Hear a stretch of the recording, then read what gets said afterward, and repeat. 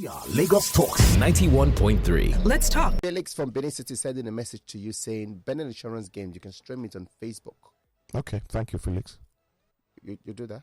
Yeah, I'm trying. I'd like to watch them. I would like to know what they're doing right. I've done a couple. I've done a couple this season. So I've done a couple. Because they must be doing something to be so difficult to beat and to remain unbeaten so far. It says this, I'm proud of the guys. It was a dilemma for me yesterday when they played my favorite team, Enyimba.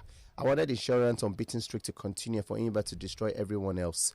Our league is improving and I'm really happy. Matches are reviewed, performance of referees evaluated, sanctions meted out. Lovely stuff. All right, Phil, let's use that to segue, since we're talking about the improvement in the league, to segue to our guest who has finally gotten here. Finally, the devil is a liar. You understand? Try to, disturb him from appearing on the biggest and the best sports show in the whole wide world. So we have the honor and the pleasure of having Nelson in the studio. Nelson is the Executive Director, GTI Assets and Management Limited. Yes, did I get that right? Asset Management and Trust Limited. Oh, sorry, Assets Management and Trust Limited. No vex. And the Project Director of the Nigerian Football Fund. TNFF. Okay. Which is TNFF. I had the pleasure, Nelson, and that's Femi Faraway. Nice to meet you. Morning, Nelson, Femi. How are you? I'm good. Good morning, Chegun. Yeah, good morning again, Nelson. I had the pleasure of being at your wonderful Listeners. presentation last Thursday. Was it Wednesday? Wednesday. And it was a brilliant exposition about it. So, can you just, introduce yourself to our listeners again, and then give us a synopsis of what we discussed last Wednesday? Good morning, listeners. My name is Nelson Ine, and I have my background in investment banking and sports management. I work with GTI Asset Management and Trust Limited under the GTI Group as an executive director, and also the project director for the Nigerian Football Fund, a very unique sports fund that we have put together to actually break some kind of reposition our sports and make it more economically viable. Okay, so what is the essence of the TNFF? Actually, the TNFF is a specialized fund registered and approved by the Securities and Exchange Commission with features of what you call a mutual fund, expecting Nigerians to invest in this fund, and the funds, the monies invested in the funds is going to be used to actually energize the Nigerian sports sector.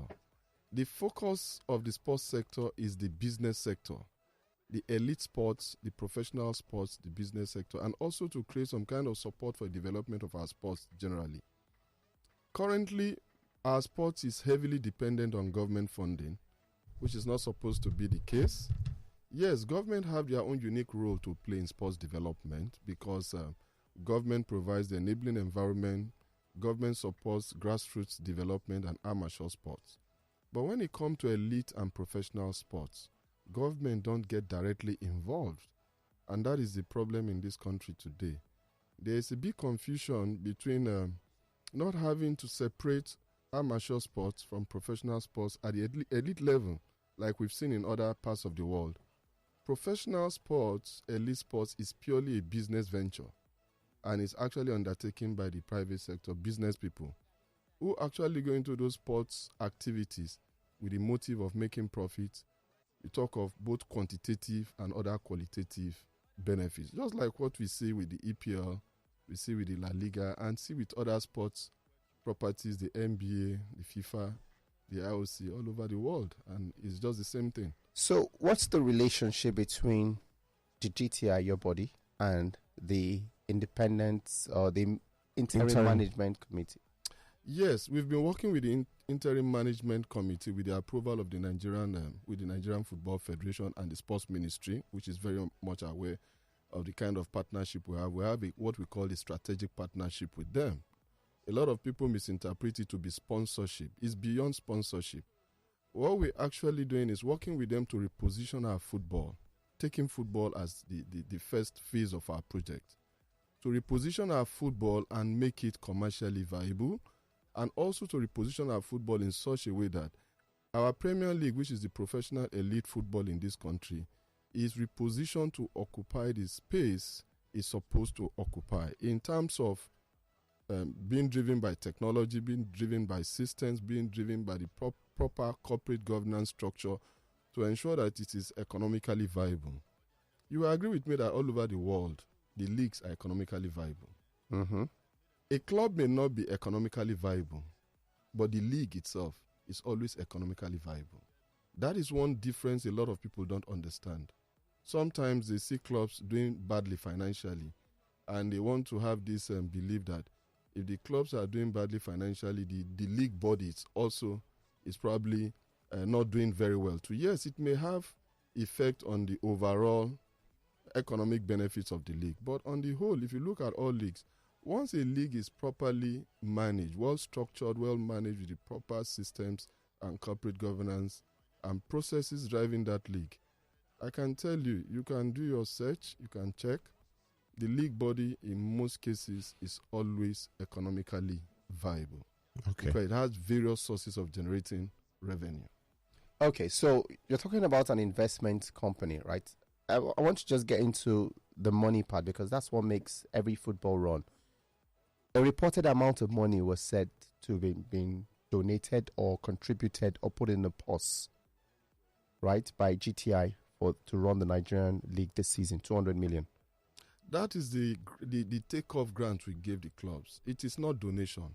Okay. Like I said, what GTI is basically doing, GTI is just like what I always call the burden bearer for the Nigerian league now. So that 200 million has been shared to all the clubs. Has been disbursed to the 20 clubs. 10 million, we call it takeoff grant. There was an allegation also surrounding that money that a cut of it has gone to the ministry. Is there any truth in this story? You see. Okay. The minister specifically. Okay, which cut? Which cut? Which of the clubs gave the minister cut? No, they said the story came from this year that GTI gave. A lot of stories will always come up. GTI did not give the sports ministry even one kobo. We have clear objectives, and the clear objectives are there to develop our football. And part of the development process we are looking at is because we have a template in which the league is going to run, which is already running anyway. And part of this template is to ensure that revenues generated in future in this league, the bulk of that revenue is supposed to be distributed to the club. As a proof of concept, we took off on the note to make the clubs realize that, yes, this is like a takeoff grant, but we expect them to get more in future because we also expect to develop this league to generate a lot of revenues, just like every other league in the world. So it is not donation. Okay. It's like a takeoff grant for the clubs. These are, and the same thing we are doing with the referees now. The referees today, it is the system we have put in place that is also paying the referee salaries. So if you look at some of the good results you see in the league, one thing is very obvious. The referees are operating within a new system today where all their allowances and indemnities are paid even before they step onto the football field. What we've done is to put systems and procedures in place to ensure that referees are not supposed to be held because they play a very vital role in the whole football ecosystem. They must be properly motivated. Prior to the beginning of the league, we increased the allowances. By how much? 50%.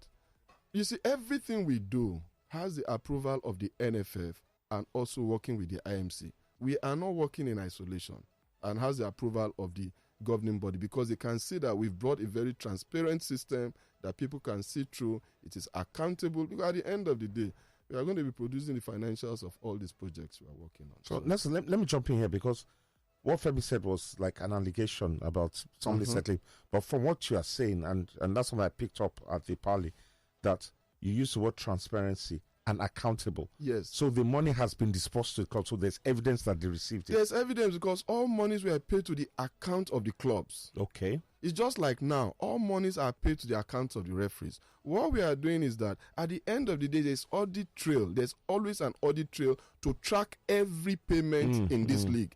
So there are no gaps. So there's no murkiness, there's no there are no gaps. It's very transparent. The system is there. Even how much is the MPFL champion going to win at the end of the 100 million? And it's in place as we speak. Yes, because I mean, you see the way the league runs, a football league is a business venture. You motivate the players, you pay them well, you set targets for them, so they know what they are playing for from beginning, just like the individual players today. The problem with our league today is that certain things were not done in the past. Yes, they did their best in the past, but at every given point in time, whatever we have done, we need to improve on what is on ground. And that is basically what we are doing now. So we expect this league to move, to start growing consistently.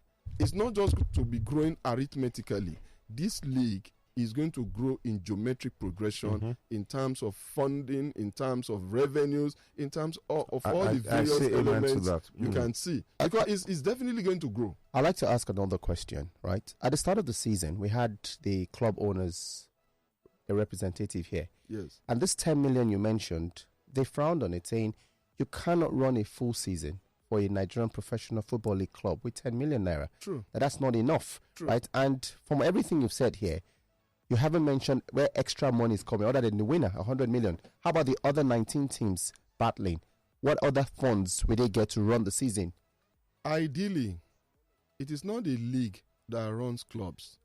Clubs are owned and are supposed to be run by the owners. Yes. Whatever they get from the league is based on what the league generates. It's a percentage of what the league generates they get in terms of distribution to the league, to the clubs. Broadcast rights and Broadcast rights, TV rights, and all sorts of revenue. I was going to step in. Into broadcast rights. For a club owner to say that the 10 million is not enough, what were they getting before now that they were running their clubs? No, but you're coming in with a new package. You're saying, I want to change this. The change has already started. They've gotten something. And the expectation is that they are going to get more in future. So the change has started. And that is what we expect. We expect some progression in this change going So have you got new... So talking about sponsorship, right? That's the whole idea of this investment coming together. Yeah. What are the projections now? When are we going to start seeing dividends coming through? Yes, you see, we've also been having a lot of engagement with various partners. And you know, these things, they are not off-the-shelf kind of things you just go and purchase off the shelf. They take time, they take processes. Mind you, we are coming from a position where there's a lot of skepticism about the whole system, and we need to actually make people trust this system, believe in this system, because we know definitely with what we have put on ground today, this system is definitely going to work. It's not like before again. It's going to work, and it's going to work in a way that Nigerians will be very happy about it. How long is GTI involved? I mean, what is the length of the deal that you signed with them? The partnership we have currently, the first phase of it is a 10-year partnership arrangement we have with them. 10 years. There's some, please, listeners, if you want to, we'll take your phone calls and you can send in your messages when we read out any of your questions. Yeah, we do. We discussed at the media parliament. I'd like you to go into, you spoke about censures for the referees. You know, because I'm very pleased that, and I'm happy you repeated it here once again, that all referees' indemnities and everything concerning them is paid before. Even the accommodation is paid directly to the hotels, not given to the referees. Okay. We so have the names of have the names of all the hotels and the account numbers. So monies are paid directly to those hotels. What we say is that we are running a system that is going to be very, Who gives very you that list of the match? Now, how it works is this. The referees committee prepares the schedule of referees for weekly. Okay. They send that schedule to the NFF, to the IMC, which is the managers of the league currently. They vet, and from there, they send us those lists. For payment. For payment. Okay. And from there, we also check and send that list to the custodian bank. Now we have a custodian bank under this whole arrangement. What do you mean by custodian bank? The custodian bank is the bank that warehouse all the funds of the league currently, meaning that all revenues from this league goes into that account for proper accountability. Basically, is that the TNFF account? Yes, the TNFF account with the custodian bank. So all revenues goes into that custodian bank, that TNFF account with the custodian bank. And from that account, disbursements are made. So even the disbursement that were made to the clubs was also made from that account. So at the end of the day, we can track all inflows and all outflows. And that 100 million is in that account as we speak? The 100 million? Yes. From which 100 million? The 100 million that's prize money. That the price that is. Yes. Everything is in that account. Okay. Yes. Okay. There's something that you mentioned, because when I mentioned the program, Charles actually asked me for clarification. If they were running the IMC.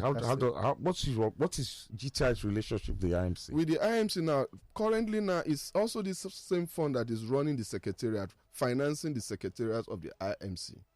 Okay. We have an arrangement because the secretariat must function to manage the league. Like I'll tell you, there's division of labor. The NFF have their own role to play. The referees committee have their own role to play. The IMC currently managing the MPL, the Nigerian Premier League, which is the registered company that is managing the league currently, has their own role to play. The GTI, that is the fund managers, have their own role to play, just like the custodian banks have their own role to play. So there are checks and balances in this whole system. What you're trying to say basically is you're all in silos. Yes, we work together. So it's not that GTI is in silos. Sorry, I'm a little confused, and I just want you to help me clarify this. From everything you've mentioned, running the secretariats. Yes, we to the. We don't run the secretariat. No. What I mean running the money, because you said the money is to run the secretariat. Yeah, sure. The money is to pay the referees. Yes. Right. So the money is to run the season, 200 million, yes. and then the prize money, another 100 million. Yes. Where did all this money come from? From the investors that invest in the Nigerian football. Which fund. investors? Nigerian investors. People already invested in the fund. I think, and it is also advisable. Let me just say it now. So tomorrow, some people don't claim they don't know. Okay. That fund in some few years' time is going to be the highest yielding paying fund in this market. Because the sports property, like I said, go and do your research and confirm. The league property grows, and it does not just grow arithmetically, it grows geometrically. Okay. And as far as that league is growing, the valuation of that fund will keep growing. So the quick example you can take for everybody, at least everybody is familiar with the EPL. Because what we have done in this case is a very unique model, never done anywhere in this world. We've given the Nigerians the opportunity to invest in this league, to take ownership of this league, and to become stakeholders and also benefit from the league. No league has that model. Now, imagine if somebody has invested in the EPL as an investor 1992 when it was restructured. When the media rights then was just £192 million. And today, when the media rights for just 3 years is £10.5 billion. What do you think will be the valuation of that investment now? That's a lot. Now, also go take your mind back. Go and also study the Indian Premier League. The Indian Premier League was restructured in 2008. That's cricket. The IPL.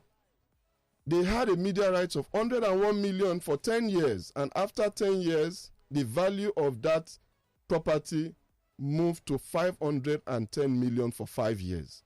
And after just 5 years, that's 15 years after, they closed the deal for 6.2 billion last year. So you say this, and one of the things you mentioned in this conversation is the TV rights. Yes. But for the NPFL, is there a TV rights now? Like I said, there are a lot of discussions that are ongoing currently. A lot, with a lot of parties that have seen what we are doing and are now having the confidence and interest in this league. The truth is this is the Premier League in this country. Football has the greatest followership in this country.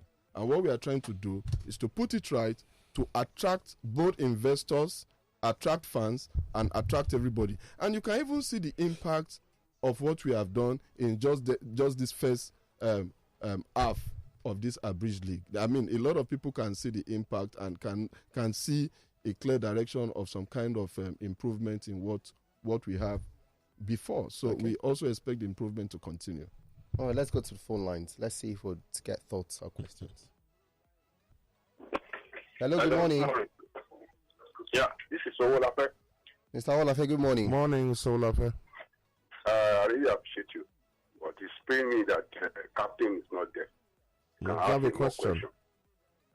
The question I want to ask the gentleman, between government and the owner club, like Shoneme, like MFM, are you telling me now that these people for government club, they won't, let me just speak, they won't dabaru these things. Because what I'm trying to say is that the government club, they appointed them as a politicians, not experts. Like the way you explain now, you are a real expert. And it's as if Shoneman want to appoint somebody, he will employ experts. But the government employ somebody is a politician. Are you telling me now that they won't make confusions on this thing to make these things not working? Because what I know is that the government people, another governor will come, another one will come. That's what I'm trying to know. Okay. All right, All right. Mr. Olafia. You understand that? Yes, I do. You see, this is some of the problems the league has been having over the years. Problem of trust, Now, let me say it clearly. What we have done is to create an atmosphere to attract investors to come into this league. These investors are not only going to come as TNFF investors, they're also going to come as investors, as club owners, because now they can see transparently how the whole system is working, which is now in line with international best practices. So watch and standards. Now, what you see as government club today, you always also try to know that after every season, 4 clubs are relegated, 4 clubs are promoted. If you notice what is happening now, some clubs that are not prepared for this season, they're already getting the bash. Kwara United, one of them. Is they're already getting the badge. And with what we've done now, there are a lot of investors that are waiting to move in. They are going to also move in terms of acquisition of these clubs. If they cannot even acquire at the Premiership level, they will acquire at the lower level. And then once they do that, they will move up. So we are getting to a level where the competition is going to be very stiff. And when it's going to be very stiff, in the sense that club investors are going to come up with better remuneration package for players. Does the GTI have the political will to do this? It's not about the political will. A government policy has also been enacted, the National Sports Industry Policy, to now take business from social activity. Sports activity being social to business. So there's a government policy supporting all these things. And moreover, the way we have designed this project, you can see a lot of checks and balances. For example, the fund is regulated by Securities and Exchange Commission.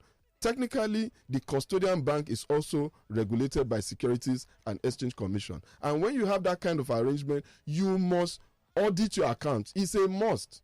You must audit your accounts. You must publish those accounts. Okay. Now there's the transparency and accountability in place, which is what is going to attract a lot of investors. But one question I'd like to ask, right now you're dealing with the interim management committee, yes, which by definition is interim. Yes. What happens next? What happens when this interim management, when their tenure comes to an end? A new board will take over, but the company remains. Okay. Let's head back to the phone line, see if we can get another question. Hello, good morning. Hello, good morning, guys. Good morning. Yeah, this is Damla coming from Maryland. You don't suffer now. Ojutsie. You're still going to take us out to any which way. Now, at least you won on Saturday, so you owe us. Let me have this conversation. Sir, good morning, sir. Good morning. I really enjoyed everything you said. And I'm a believer of Nigerian football. I'm a believer of the fact that we have the talent in here to run it properly. Now, one question I would like to ask you, because I want to invest in it. How do I go about investing in it, and what is the minimum amount required? That's my number one question. Then my number two observation is this: I really see a Nigerian league going out of the government hand. For instance, if you look at everything that has been privatized in Nigeria, they might not be good enough, but they have stepped up the bar. For instance, the telecoms is not good enough, but it's far better than what we had then. Look at electricity; it's not good enough, but it's far better than when we had it under NEPA. So what I'm saying now is this: I know football will move. Everything you said is good on paper. It's very good on paper. My belief now is for corporate bodies, big companies, now take off this club as their pet project. We have billionaires in Nigeria that can easily buy one club and use it as a pet project. Once they see that there's transparency, once they see that the referee... Hello? Well, I think Damilare has made his point. Yes. How much does it take to get it? So, yes, the minimum subscription for the Nigerian Football Fund is 100,000 naira, 1 naira now, which has appreciated to 1 naira, 2 kobo, and it's in multiples of 100,000. So you invest 100,000 naira. It's 102,000 naira. You invest in 100,000 and in multiples of 100,000. So meaning 100,000, 200,000, 300,000, and it's open to all Nigerians to invest, because what we have done is to convert our football asset, the Premier League, into a national asset that all Nigerians can now invest in, take ownership of this asset, and also demand for accountability and transparency. And in addition, get annual benefits in terms of dividends on this asset as the league continues to grow. This league is definitely going to grow. Okay. It's definitely going to grow. All right, let's go to WhatsApp. Let's see if we can pick a few messages there. Good morning, Sports Zone crew. Please ask the gentleman if there's any part of the sponsorship for media publicity, because the media houses in Nigeria don't publicize our local leagues. The media houses in Nigeria seem to focus more on the foreign leagues. Yes, actually, we had a media parley with sports. That was the essence. Yes, the essence of having the media parley with the sports editors and business editors last week was also to educate them about what we are doing and the expectations for the future. And many of them were convinced with the presentation we made that at least it's like a dawn of a new era for the Nigerian league, and they can see hope in the air. Even the hope is being felt by everyone now. I'm sure a lot of people are asking questions. Something is happening in this league. What is actually happening in this league? And that's what I'm trying to explain now. They're already seeing the impact somehow in terms of the result, because we had engagement with the referees. They were all assured their allowances and payment is not only going to be paid, but it's going to be improved upon, which is already in process. And we also had to engage them to try. No, but when you say this, based on scientific reports now, the last season we had some of this, at least the start of this season, we had some of the same problems of last season.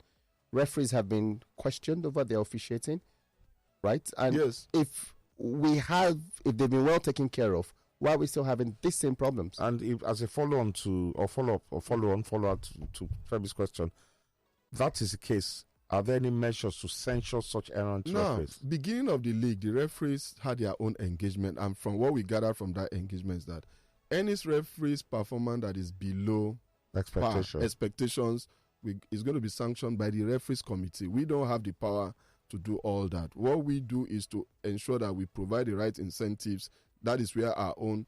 But if you notice, some referees have been sanctioned in this league already by the referees committee, because that's the referees committee. Because that was agreed before the league started. That was agreed before the league, and all referees were put on their ladder that you have to give up your best, because they are the ones in position to assess their performance, whether it is below par or above par or at par. So, and for those that their performance had been below par, those ones have been sanctioned, and that is how it is going to be going forward. There's going to be zero tolerance for below average performance by the referees. So they all are, and I'm sure you say again, one thing you must realize: the referees are human beings. Sometimes you must make provisions for the human error. There are certain honest and sincere error that happens, even in the World Cup, in the Premier League. You don't take just one exception as the norm, and that is one thing we must guard against. They are human beings.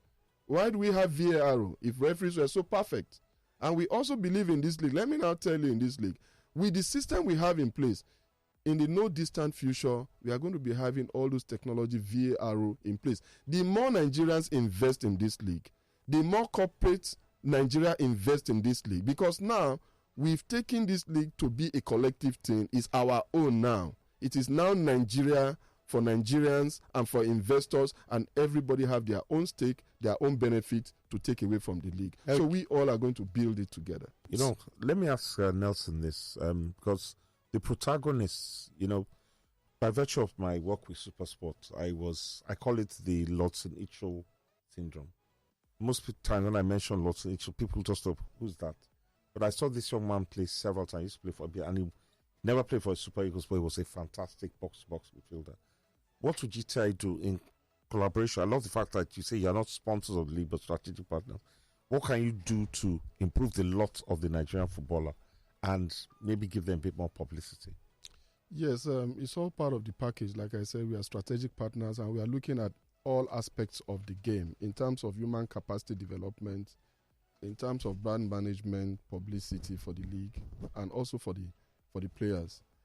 And we believe that what we are doing now is also going to have direct impact on these players, because if clubs get good revenues, then the chances are high that the players are going to earn more. And if the league is well positioned to attract investors, we can look at the kind of investors that we'll be expecting in the league in future. And also, let me state it clearly. When we speak of investors for the league, people should not just close their mind about local investors.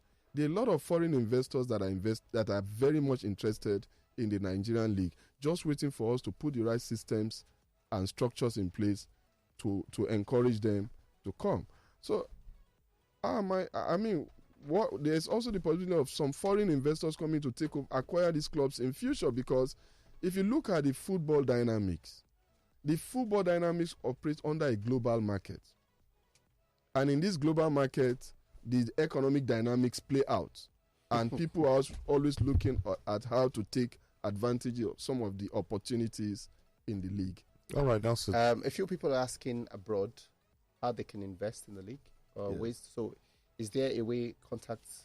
No, just let them just access the website, the Nigerian Football Fund. They fill the form there and they can pay online. All right, so that answers the and question. if they also have problem, they can call the GTI office for further clarifications to assist them with it. So everything is like out there in the public. It's out there, yes, it's that in helps. the public domain. Yes. Everybody can ask. Somebody is asking, why is it not on betting sites? Sometimes some betting sites don't carry. My brother, I don't know. That's not the question for me. But I think our time is up. We've got to go. Nelson, thank you very much. Thank you very much, everyone, and Femi. You would have been if you came a lot earlier. We had loads of questions stacked on earlier. We'll make out some other time, maybe another Monday. Okay. All right, that would be great. All right, we've got to go. All right, guys. We are Lagos Talks 91.3. Let's talk.